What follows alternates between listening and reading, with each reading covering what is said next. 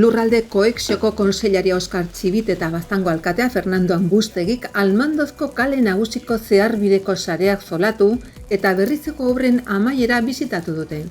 €1.000.000 baino gehiago inbertitu dira lan hoietan eta hoietatik 755.304 toki administrazioaren eta despopulazioaren zuzendaritza nagusia jarri ditu.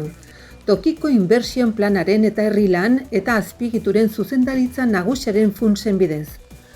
Burututako lanei esker Almandozko bide nagusiak zituen akatsak konpondu ahal izan dira. Gainera, ur beltzen eta euri uren hornidura sareak ez ezik, zeharbidean igarotzen diren telefoniako eta argiteria publikoko kanalizazioak ere berritu dira.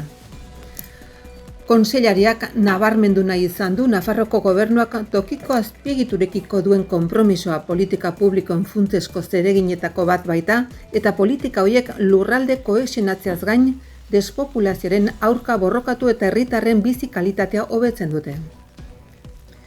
Ildo horretan Txibitek gogorazitu tokiko inbertsioen planaren funtsek foru exekutiboak toki erakundeak finantzatzeko arloan egindako ahalegina bermatzen dutela. Gainera lurraldeetara itzultzen diren eta tokiko ekonomia dinamizatzen duten baliabideen mobilizazio handia agerian uzten duten. Ildo berean, Baztango alkateak eskertu nahi izan du Nafarroko gobernuak egindako ahalegina hain beharrezkoa den azpiegitura bat garatzeko egindako ekarpenengatik.